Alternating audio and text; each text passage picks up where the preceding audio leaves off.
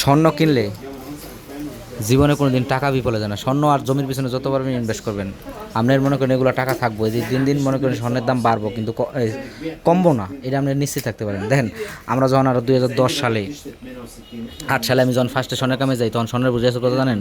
2007 সালে সম্ভবত স্বর্ণের বুঝে ছিল 16,500 টাকা, আর আজকে কোনটা স্বর্ণের বই দেখেন এই বেশি না, বিশেষ করে করোনার ঠিক আছে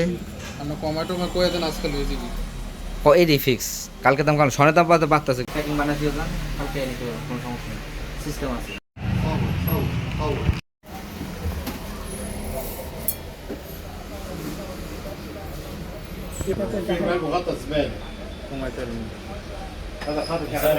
এটার ওজন আছে আছে তো ওজন আছে 4 গ্রাম 36।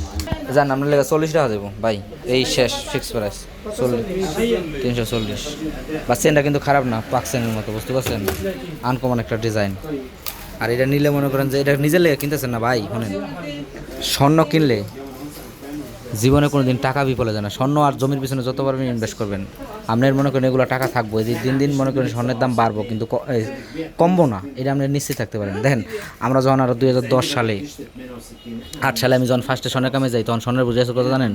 2007 সালে সম্ভবত স্বর্ণের বুঝে ছিল 16,500 টাকা, আর আজকে কোনটা স্বর্ণের বই দেখেন করোনার ঠিক আছে